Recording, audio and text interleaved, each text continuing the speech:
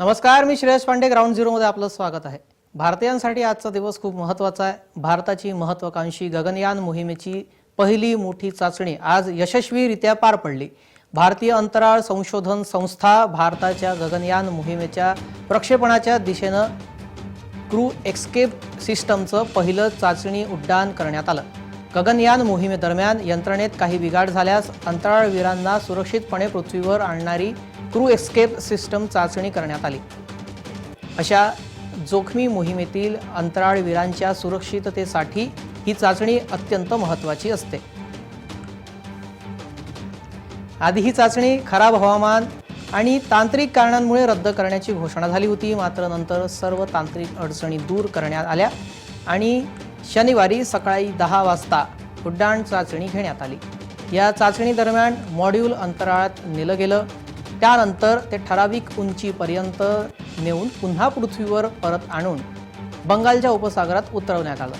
इस्रोकडून या उड्डाण चाचणीला ॲबॉट टेस्ट असं नाव देण्यात आलं आहे.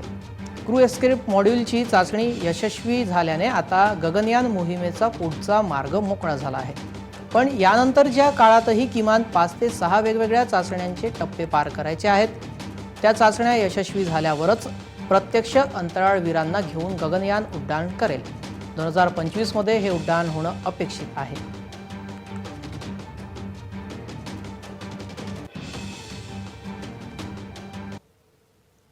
गगनयानच्या क्रू एस्केप मॉड्यूल यंत्रणेची चाचणी करण्यात आली. प्रत्यक्ष मोहिमेदरम्यान अंतराळवीर या क्रू मॉडेलमधूनच प्रवास करणार. एखादी आपत्कालीन स्थिती निर्माण झाल्यास हे मॉड्यूल रॉकेटपासून विलग करून समुद्रात अलगद उतरवलं जाणार आहे. त्याचीच शनिवारी 21 ऑक्टोबर रोजी चाचणी घेण्यात आली. 10 वाजता रॉकेट अवकाशात झेपावलं. 60 सेकंदांनी रॉकेटपासून क्रू एस्केप सिस्टम विलग झाली. 90 सेकंदांनी क्रू मॉडेल एस्केप सिस्टीमपासून वेगळं झालं आणि पुढे पॅराशूटच्या सहाय्याने अलगद बंगालच्या उपसागरात उतरलं. उड्डाणापासून साधारण 9 मिनिटात ही प्रक्रिया पूर्ण झाली. नौदलाच्या तुकडीने क्रू मॉडेल पुन्हा सुरक्षितपणे समुद्रात बाहेर काढलं.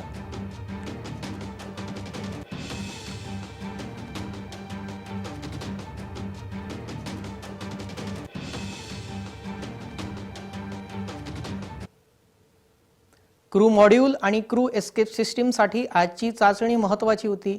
क्रू मॉड्यूलला अवकाशात पाठवल्यानंतर त्यांना पृथ्वीवर सुरक्षित परत कसं आणायचं त्या दृष्टीने ही चाचणी खूप महत्त्वाची होती. सगळे निर्धारित निकष आजच्या चाचणीत यशस्वीपणे पूर्ण झाले. TVDI-D1 launch vehicle crew model आणि क्रू एस्केप सिस्टमला घेऊन झेपावलं. श्रीहरिकोटा येथील सतीश धवन अवकाश तळावरून हे उड्डाण झालं. निर्धारित उंचीवर गेल्यानंतर TVD-1 व्हेइकलपासून क्रू मॉड्यूल आणि क्रू एस्केप सिस्टीम वेगळं करण्यात आलं. त्यानंतर क्रू मॉड्यूलचं पॅराशूट ओपन झाले आणि यशस्वीरित्या बंगालच्या उपसागरात उतरले. ही खूप महत्त्वाची चाचणी होती. या चाचणीनंतर इस्रोच्या सेंटरमध्ये वैज्ञानिकांच्या चेहऱ्यावर आनंद दिसून आला.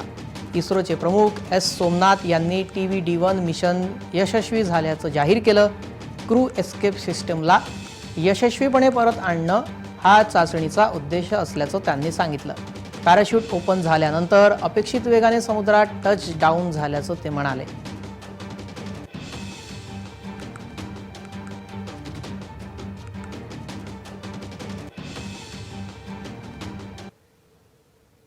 कोविडच्या काळाच्या आधीपासून गगनयान मोहिमेची तयारी सुरू होती. गगनयान प्रकल्प मानवयुक्त अंतराळ मोहीम पाठवण्याची भारताची क्षमता दाखवत आहे. आतापर्यंत भारतासह विविध देशांच्या अंतराळवीरांनी अवकाशवारी केलेली आहे. रशिया, अमेरिका आणि चीन या 3 देशांनीच स्वबळावर म्हणजे स्वतःच्या रॉकेटच्या प्रक्षेपकाच्या सहाय्याने अवकाशात अंतराळवीरांना पाठवलेले आहे. आता चौथा देश म्हणून भारत या पंक्तीत बसेल. म्हणजेच भारत स्वबळावर देशाच्या नागरिकांना अवकाशात पाठवणार असून या मोहिमेला गगनयान हे नाव देण्यात आलं आहे. गगनयान मोहिमेसाठी अवकाशात जास्त वजन वाहून नेण्याची क्षमता असलेले GSLV Mk3 हे प्रक्षेपक रॉकेट सज्ज आहे. तर अंतराळवीर ज्या यानातून प्रवास करणार आहेत त्या क्रू मॉडेलच्या प्रत्यक्ष चाचण्या घेण्यात येणार आहेत. पंतप्रधान नरेंद्र मोदी यांनी 15 ऑगस्ट 2018 रोजी स्वातंत्र्य दिनाच्या भाषणामध्ये या मोहिमेची घोषणा केली होती। गगनयान 2022 मध्ये प्रक्षेपित होणे अपेक्षित होते, परंतु कोविड काळामुळे या मोहिमेला विलंब झाला। ही मोहीम यशस्वी झाली तर मानवयुक्त अंतराळ मोहीम करणारा भारत चौथा देश ठरेल। साधारण गगनयान मोहीम इस्रोची पहिली मानवी अंतराळ मोहीम असेल। या मोहिमेमध्ये अंतराळवीर पाठवण्याची तयारी सुरू आहे। गगनयान हे भारतीय अंतराळ संस्थेची पहिली मानवी अंतराळ मोहीम असेल। या मोहिमेअंतर्गत 3 अंतराळवीरांना अवकाशात पाठवण्यात येणार आहे। भारतीय हवाई दलातील वैमानिक अंतराळवीर म्हणून अंतराळात जातील, यासाठी त्यांचं प्रशिक्षणही सुरू आहे। गगनयान अंतराळ मोहिमेसाठी पहिले रोबोट तयार केले जात आहेत। आधी रोबोटिक चाचणी होईल, त्यानंतर मानवाला अंतराळात पाठवलं जाईल। आज प्रत्येक देश जमिनीवर स्वतःची जागा मिळवत असताना अवकाशातही स्वतःचे अस्तित्व निर्माण करण्याचा सर्व देशांचा प्रयत्न आहे। तसेच अवकाशातही चंद्र आणि अन्य ग्रहांवर संशोधन सुरू आहे। इस्रोने सांगितल्यानुसार गगनयान मोहिमेसाठी अनेक महत्त्वपूर्ण तंत्रज्ञान विकसित करण्यात आलेले आहेत। या यानामधून अंतराळवीरांना सुरक्षित नेणे आणणे हे महत्त्वाचे आहे। प्रक्षेपण क्रूला जीवनावश्यक सुविधा, संकटकालीन सुविधा, अंतराळात जाण्यासाठी आवश्यक असणारे प्रशिक्षण, व्यवस्थापन आणि अशा अनेक घटकांचा विचार तंत्रज्ञान निर्मिती वेळी केलेला आहे। या मोहिमेचं महत्त्व म्हणजे मानवी मोहिमा आखण्यासाठी अत्याधुनिक तंत्रज्ञानाची क्षमता तपासणे, अवकाशामध्ये वैद्यकीय, जैव अवकाशीय आणि अभियांत्रिकीचे प्रयोग करणे, अवकाशातील यानाचे प्रक्षेपण आणि एखाद्या अपेक्षित ठिकाणी यान पोहोचवणे आणि थांबवणे असे प्रयोग करणे, अवकाश स्थानाची निर्मिती आणि अन्य ग्रहांवरील मानवी मोहिमांसाठी आंतरराष्ट्रीय अवकाश संस्थांबरोबर सहकार्य हे वाढवण्यात मदत करणे, सोबतच भविष्यातील जागतिक अवकाश स्थानकाचा विकास आणि राष्ट्रीय हिताच्या संशोधनामध्ये भारताचे स्थान निर्माण करणे, अवकाश क्षेत्रातील तंत्रज्ञानासाठी संशोधन आणि औद्योगिक क्षेत्रामध्ये सहकार्याचे व्यासपीठ तयार करणे असे अनेकांगी याचे रूप आहेत।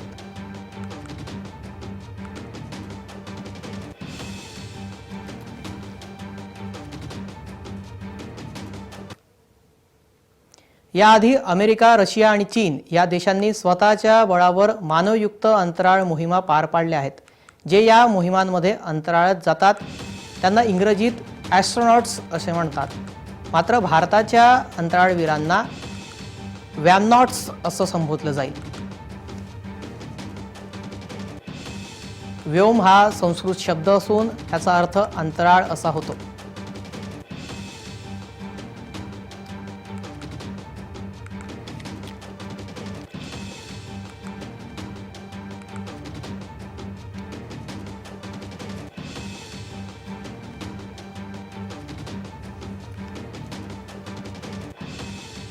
गगनयानच्या या यशस्वी चाचणीनंतर आता भारतातले अंतराळवीर हे सुद्धा अवकाशात झेपावणार। इतर देशांप्रमाणे आता भारतीय नागरिक सुद्धा अंतराळवारी करू शकणार आहेत। अत्यंत महत्त्वाची ही मोहीम भारताची।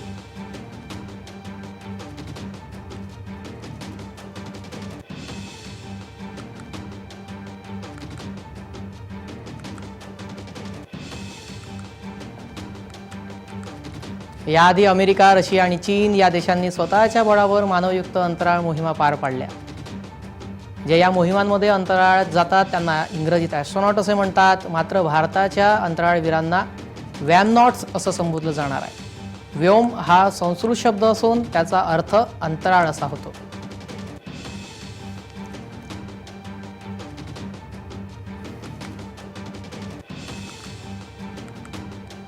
इतर देशांनी जे मानव पाठवले होते अंतराळात त्यांना ॲस्ट्रोनॉट असं बोललं जातं इंग्रजीमध्ये, तर भारताकडून पाठवले जाणाऱ्या अंतराळवीरांना आता व्योमनॉट्स असं संबोधलं जाणार आहे। व्योम हा संस्कृत शब्द असून त्याचा अर्थ अंतराळ असा होतो।